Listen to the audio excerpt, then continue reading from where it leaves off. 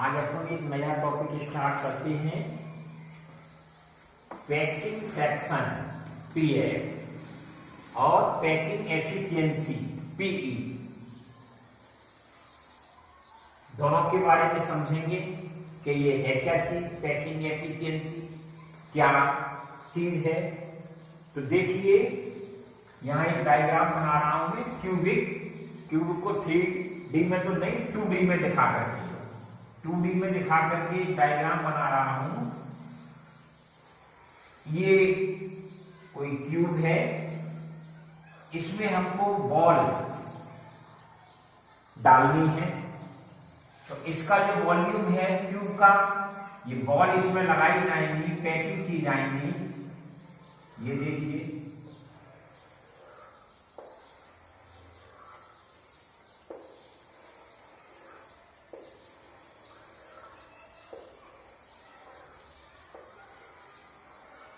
ये बॉलों की पैकिंग की गई है इसमें क्यूब के अंदर।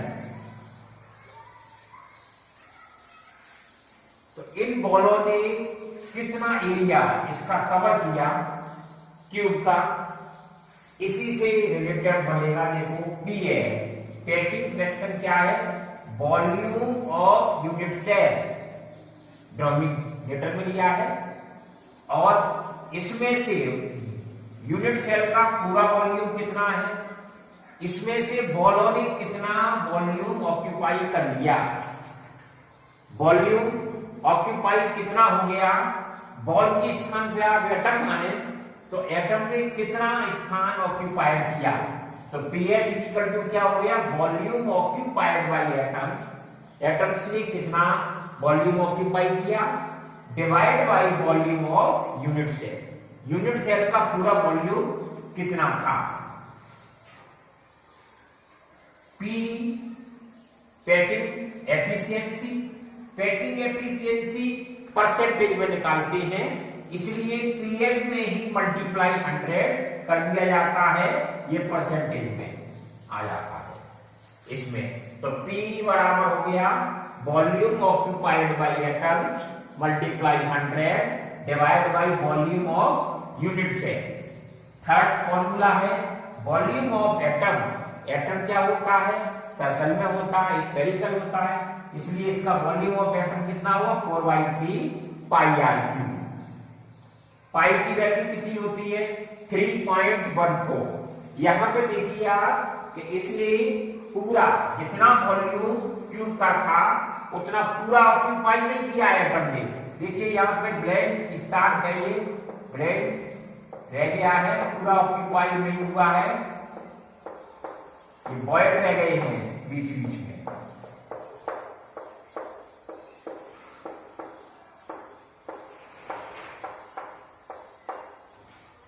फुल वॉल्यूम ऑक्यूपाइड नहीं किया है, कितना ऑक्यूपाइड किया है ये हमें इसमें निकालना है। यूनिट सेल को प्रत्येक को हम देखेंगे, पहले सिंपल यूनिट सेल में, फिर सेंटर्ड में, फिर बॉडी सेंटर्ड में, सब में देखेंगे पैकिंग एफिशिएंसी का वैल्यू कितनी आती है।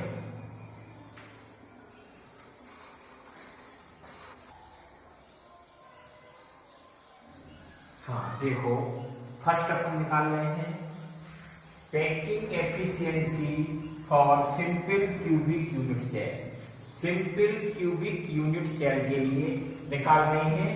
ये देखो मैंने डायग्राम बनाया है क्यूबिक का, और एक बात अपन लोग जानते हैं, सिंपल क्यूबिक यूनिट सेल में ओनली एटम कहाँ होती है, कॉर्नर पर, ओनली कॉर्नर पर होते हैं। ये एटम का न्यूक्लियस और पूरा एटम भी मैंने दिखाया है इसमें। और ये एटम की क्या हो जाएगी, आर हो जाएगी यहां से यहां तक, और ये पूरी क्या हो जाएगी ए हो जाएगी ए। अब देखिए इसके लिए क्यूबिक यूनिट सेल के लिए क्या क्या चीज हमें पहले से ही मालूम होती है, जैसे एड्स लेंथ हमें पहले से मालूम है कि ए होती है, ए हम लगातार मानते भी चले आए। इसी के बेसिस पर हम बता देंगे volume of unit cell. Volume कितना होगा, ए मल्टीप्लाई ए, कितना हो जाएगा a cube. Volume of unit cell is equal to हो जाएगा a cube. Relation A and r ये भी अपन निकाल चुके हैं और समराइज भी कर चुके हैं। किसके लिए? सिंपल क्यूबिक यूनिट सेल के लिए ए और आर में रिलेशन अपन पिछले ही लेक्चर में किया है। तो ए इज इक्वल टू क्या आया था? 2r। किसके लिए?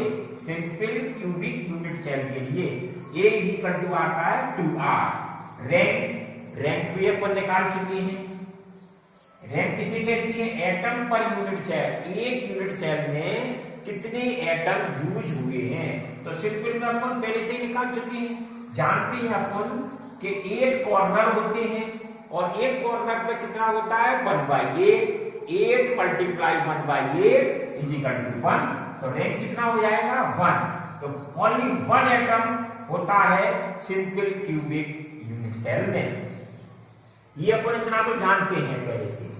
अब यहां से एटम ऑफ वॉल्यूम, वॉल्यूम कितना होगा एटम का?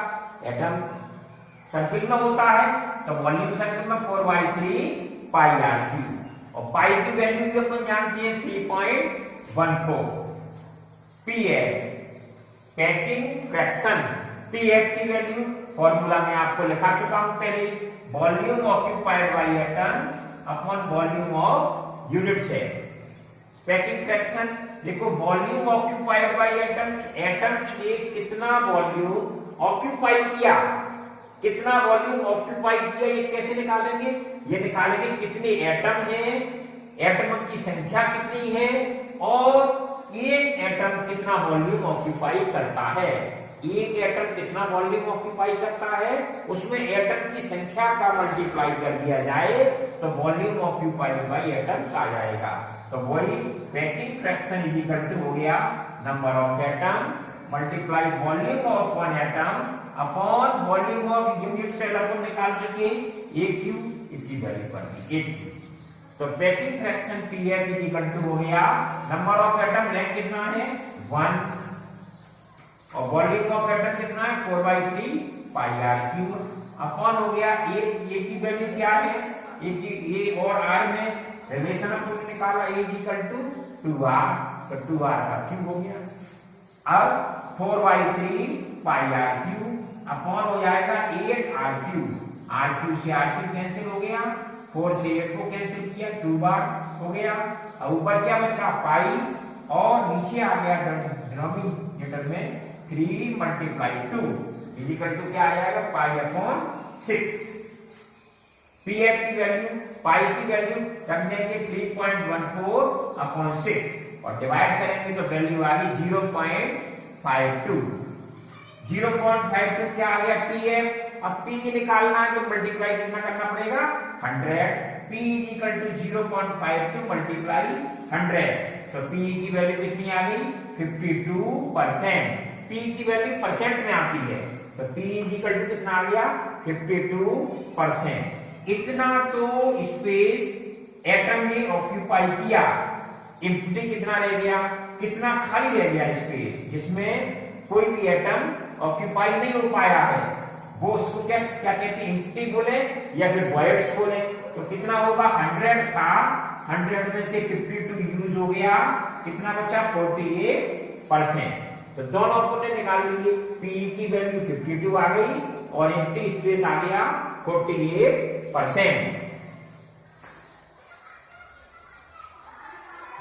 सिंपल यूनिट सेल के लिए अपन ने पी की वैल्यू निकाल ली, packing fraction and packing efficiency दोनों की वैल्यू हमने निकाल ली। अब सेकंड नंबर पे आता है face centred cubic unit cell. तो PF and PE packing fraction and packing efficiency for face centred cubic unit cell. तो ये चीजें तो आप जानते हैं, पहले भी अपन यूज कर चुके हैं। जैसे number 1 edge length is equal to A, second number volume of unit cell is equal to A cube, third number relation A and R. Relation ये चेंज होगा, क्यों चेंज होगा कि अब क्या face centred cubic unit cell, ये भी मैंने तुम्हें समराइज में बहुत अच्छी तरीके से लिखा दिया है कि फेस सेंटर्ड होगा तो क्या होगा? ए और आर का ए इज इक्वल टू होगा 4r अपॉन √2। फेस सेंटर्ड के लिए। ये हर किसी में चेंज होगा। ये तो सिंपल में अलग है, फेस सेंटर्ड में अलग है, बॉडी सेंटर्ड में अलग होगा। तो ये इसकी value A is equal to आ गई 4r upon √2 face centred. Range भी अपन जानते हैं कि कितनी एटम इसमें यूज होते हैं। ये फेस सेंटर्ड में एटम कहाँ कहाँ पे होते हैं? एक तो कॉर्नर पे होती है, कॉर्नर पे कितने आती हैं 1, और फेस में कितने आते हैं 3। ऐसे टोटल मिलाकर के कितने हो जाती हैं 4। तो रेंज इसकी 4 हो गई। अब फाइव नंबर पे एटम वॉल्यूम, ये तो सेम है 4/3 पाई आर क्यूब, और पाई की वैल्यू भी सेम है 3.14 अपन जानते हैं। Formula Pf equal to volume occupied by atoms upon volume of unit cell. Pf की वैल्यू कितनी हो जाएगी अपन जानते हैं, number of atom multiply volume of one atom upon AQ। Volume आ गया, वॉल्यूम ऑफ यूनिट AQ अपन निकाल चुके हैं। अब देखिए Pf, अब यहाँ पे नंबर ऑफ एटम कितने हैं 4, सिंपल में कितने थे 1, तो यहाँ पे 4 multiply 4/3 pi R cube upon देखिए किसकी A की वैल्यू क्या है 4r अपॉन √2, 4r अपॉन √2 का क्यूब हो गया। तो 16 4 multiply 4 16 upon 3 pi R cube. अब देखिए यहाँ पर क्यूब है तो 3 टाइम्स लिखेंगे, 4 मल्टीप्लाई 4 और क्या हो गया r क्यूब। √2 का भी 3 टाइम्स मल्टीप्लाई कर दिया। अब देखिए इसमें किससे क्या कट जाएगा, 4 से 16 काट दीजिए 4 टाइम्स, फिर 4 से ये भी 4 कट जाएगा। अब देखिए और किससे क्या कट रहा है, r³ से r³ काट देंगे।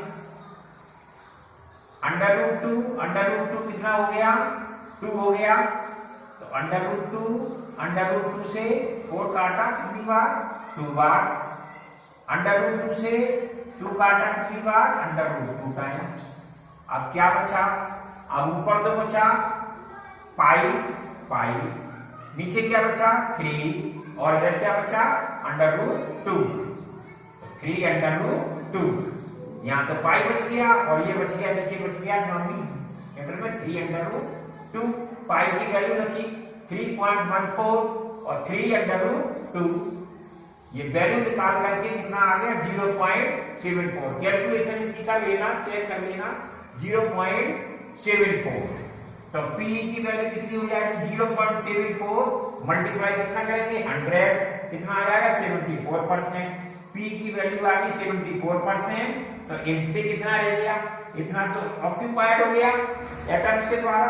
एम्प्टी कितना हो गया, वॉइड्स कितनी है 100 में से 74 माइनस कर दिया तो 26%। ये अपन ने किसके लिए निकाल लिया, face centre cubic unit cell.